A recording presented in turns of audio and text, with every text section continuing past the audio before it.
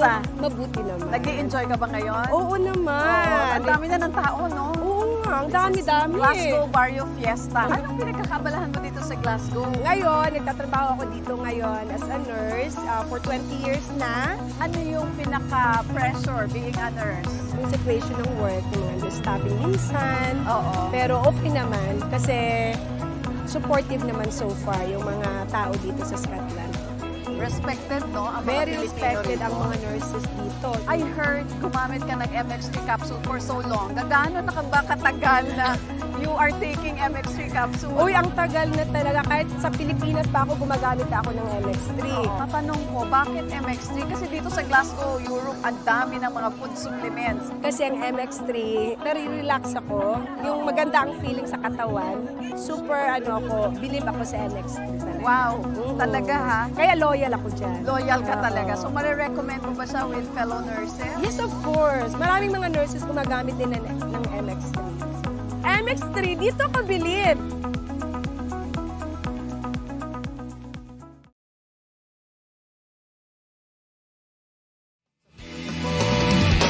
Energy! Ang nag-iisang girlfriend mo sa radyo, DJ Lindsay. Ang pinakamakulit na girlfriend mo sa balat ng radyo. Isang magandang morning sa inyong lahat. Ako pa rin po nag-iisang girlfriend mo sa radio. My name is Lindsay. Makulit, pero may puso. Handang makinig sa mga kwento mo. Alam mo, feeling ko kailangan mo na siyang iwan kasi it doesn't make sense. Ang kwento sa lihim ng liham.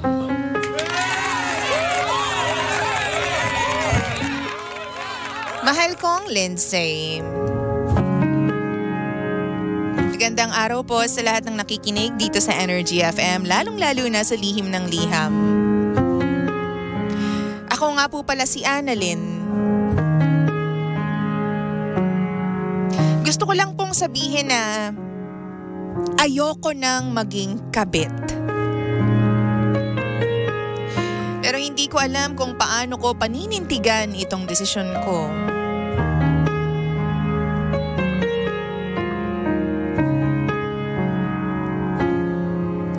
DJ Lindsay, 30 years old na po ako. No boyfriend since birth. Hanggang sa dumating nga sa buhay ko itong lalaki na to. Close ko siya dahil katrabaho ko siya, DJ Lindsay. Naging kabit ako ng lalaking to. 49 years old na po siya. Halos parang tatay na ang turing ko sa kanya. At hindi ko akalain na sa loob ng 6 na taon na pagiging workmates namin, magiging mistress niya ako for 1 year. Sinabi ko sa kanya na itigil na natin to. Sabi ko, huling 3 linggo na bago kita pakawalan. Pero ang totoo niyan, DJ Lindsay, deep inside me, hindi ko alam kung paano paninindigan itong nagawa kong desisyon. Binibigay niya ang lahat sa akin. Ginaguide niya ako sa trabaho. Palagi siyang nandyan para ibigay sa akin ang lahat ng kailangan ko. Alam ko naman na mahal niya ako, DJ Lindsay, at mahal ko rin siya. Pwede niyo akong i-judge. Tatanggapin ko. Kasi alam ko naman na deserve ko yun. Pero kailangan ko po ng advice. Kailangan ko na pong magdesisyon. Kailangan kong malaman kung anong dapat kong gawin as soon as possible. Hanggang ngayon, hindi naman alam ng pamilya niya at nangako naman kaming dalawa na Hindi namin sasabihin sa iba ang aming relasyon. Kaso may mga pagkakataon na alam ko na may chance na magkita kami. Kasi pareho lang kami ng circle na ginagalawan. Hindi na rin kami magkatrabaho ngayon dahil umalis na ako doon sa kumpanya na yon. Pero meron akong pakiramdam na kung sakaling maghiwalay kami, magkakabalikan at magkakabalikan pa rin kami.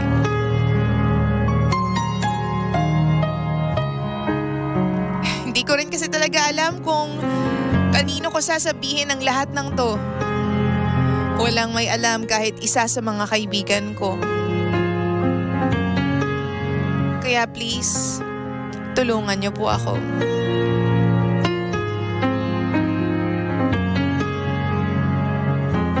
Maraming salamat, DJ Lindsay. Muli, ako po si Annalyn. At ito ang lihim ng aking liham.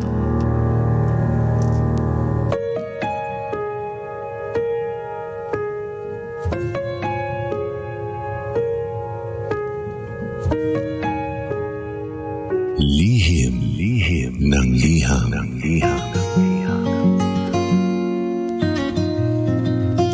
Hi, Pangga! 16 minutes. Makaran po ang 9:00 ng umaga. 9:16 on the clock. Ikaw pa rin po ay nakikinig sa estasyon na same, pero iba! Pangga, we are number 106.7 Energy FM. Pangga, huwag mo sabihin radyo. Sabihin mo! Yun nga ba sinasabi ko sa mga nagga-guide sa trabaho. Minsan bantay sa lakay yung mga ganyan. Sabihin, mentor ko siya. Sabihin, siya yung nagtuturo sa akin ng lahat-lahat. Tinuro nga lahat-lahat. Matching demo pa. Nakakaloka. Pero alam mo nangyayari talaga to sa mga workplace. Pero hindi natin sinasabi na just because nangyayari talaga siya, dapat gawin na Hindi tama yan. Lalo na kung alam nyo na may mga asawa at may mga pamilya yung mga katrabaho ninyo. Wow! No! It's a no for me! No! So no. O diba? Respeto naman dun sa mga pamilya ng mga katrabaho ninyo, diba? Alam mo, magbasa muna tayo ng mga comments dito. Annalyn, dyan ka lang. Stay put ka lang dyan. At sa lahat po ng mga katulad po ni Annalyn na nangangailangan po ng shoulder to cry on, person to confide to, ganyan. Nandito po ang lihim ng liham. Nandito po ako, si Lindsay, para mapagsabihan niyo ng lahat. Wow! Dali, i-message mo lang ako sa facebook.com/energyfm1067 or facebook.com/lindsay1067. Achuchu? Nga. Kala mo laging ginujoke to. Walang katiwa-tiwala, babe. Sabi dito ni Jojoy, I know it's tough to think about you still having feelings for him, but it's essential to acknowledge those emotions while also staying committed to your decision. You ended this relationship for a reason, di ba, Annalyn? And those reasons are still valid. Di ba? Kaya dapat panindigan mo talaga siya. Sabi naman ni KJ, 49? Seriously? Wow! Hindi kasi may mga lalaki na kahit 49, 50, 50 plus, magaling pa rin talaga mag-ayos. Oo, tas hindi umaalis ng bahay nang walang pabango. Tayong mga babae, lagi tayong drawn sa mga pabango ng lalaki. Diba? Alam mo yun yung hindi kompleto yung get up niya kung wala tayong maaamoy na pabango. Tapos malinis siya tingnan, 'di ba? May mga ganyan. Kaya hindi naman din ako nagtataka. Sabi naman ni G, totally ignore him na lang. Hina-high blood mo kami, Ate Annalyn. If ayaw mo mag-stop, wait ka na lang, isumpa ng pamilya ng lalaki at makulong kayong dalawa. Nakakaloka. Sabi naman ni Josette, no judgment here, charge to experience din na lang. Basta wag mo nang ulitin, ate. Wow! I-end mo muna bago mo sabihin na diba? Dapat tapusin niya muna ang lahat bago natin siya advise na wag mo nang ulitin. Kasi alam mo, hanggat hindi niya pa tinatapos at hindi niya pa talagang, alam mo yun, vina-validate sa sarili niya na tapos na to, ayoko na, ay walang mangyayari be. Oo, kahit anong i-advise namin sa'yo talaga yan magsisimula. Una sa lahat, i-block mo na muna siya. Hindi pala muna, wala yung muna na word. I-block mo siya sa lahat ng social media accounts na connected kayong dalawa. Yun yung first step. I-block mo siya. Dapat wala ng communication, wala ng anything. Kasi wala na rin namang rason. Ba't pa kayo mag-uusap? Di na nga kayo magkatrabaho. Diba? Kung ayaw i-block, ay ayaw pang hiwalayan. Ganun lang kasimple yun. Okay. Huwag natin pinagloloko yung sarili natin. Kasi alam mo, para makapaghiwalay ka sa ganyang maling tao, dapat alam mo sa sarili mo kung ano yung pinasukan mo. At kapag alam mo sa sarili mo kung ano yung pinasok mo, alam mo kung ano yung tama at mali. Diba? Doon magsisimula yun. Wow! So dapat alam mo muna na mali yung ginagawa mo, may pamilya kang sinisira or nasisira dahil sa presensya mo. Diba? So alis ka na dyan. Diba? First step, tanggalin mo siya sa isip mo. Dapat iduldul mo dyan sa isip mo, itatak mo sa isip mo, ha? Oo. Na mali. Hindi siya tama, be. Mali. Erase. Oo. Tapos saka mo siya i-block. Diba? I-block mo siya sa lahat ng social media accounts.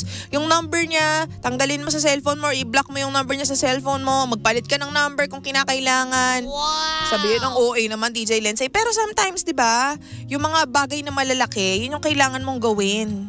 Diba? Para talagang totally maalis na dyan sa sitwasyon na yan, sa circle na yan. Diba? Kung kinakailangan na, alam mo yun, kasi naniniwala ako na ang pagkakasala, ang pagkakamali, nandyan lang yan. 'Di ba? Nasa sayo yan kung talagang sasagpangin mo siya o hindi. Oo, doon ako naniniwala. Nandyan lang yan. Pagkakasala, pagkakamali, panloloko, mga babae, mga lalaking malalandi. Nandyan lang silang lahat. Pero nasa sayo yan kung papatulan mo sila. Ngayon, hindi rin naman magiging masama kung aalisin mo yung sarili mo doon sa equation kung saan maraming pagkakasala. 'Di ba? Wow! Kumbaga, iiwas ka sa pagkakasala, iiwas ka sa mga pagkakamali. Halimbawa, alam mo, tama yung ginawa mo na umalis ka na dun sa company kasi alam mo na nandun siya eh. 'Di ba? Kung baliwala lang naman sa'yo na maglipat ng company, maglipat ng trabaho, di alis ka dyan. Walang problema, o 'di ba? At least umiiwas ka sa pagkakasala. Kapag maraming palusot, maraming sinasabi, hindi DJ Lindsay kasi ganito ganyan. Ayaw. Ayaw talaga. Oh, 'di ba? First step 'yon. Umiiwas ka sa pagkakamali, umiiwas ka sa pagkakasala. 'Di ba? Tanggalin mo yung sarili mo doon sa lugar kung saan alam mong maraming pagkakasala, 'di ba? Para hindi ka na totally malugmok doon. Wow! Sa mali. Okay, tas i-block mo lahat ng presensya niya, social media accounts, number, cellphone number, mga tawag-tawag, inemerot, ganyan. Para totally. Tas gawin mo yan for 6 months ng dire-diretso. Siyempre, 1 month muna, tapos 2 months, yun slowly but surely. Tapos mapapansin mo na lang na, ay, wala na siya sa buhay ko, ay, nasa tamang landas na ako.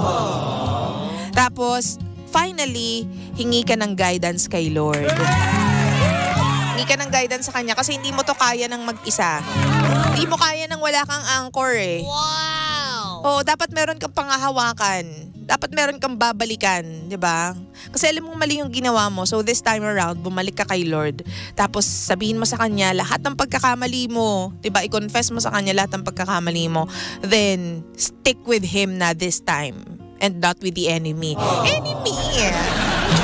Gusto mo yung enemy eh. Oo, yun lang yung paniniwala ko ha. Ito, basa tayo ng mga comments dito sa ating Facebook account, facebook.com/energyfm1067. Sabi po ni Wapo ako, it's time to let go. Short of quitting your job, diba? You really need to let go. He is not the end.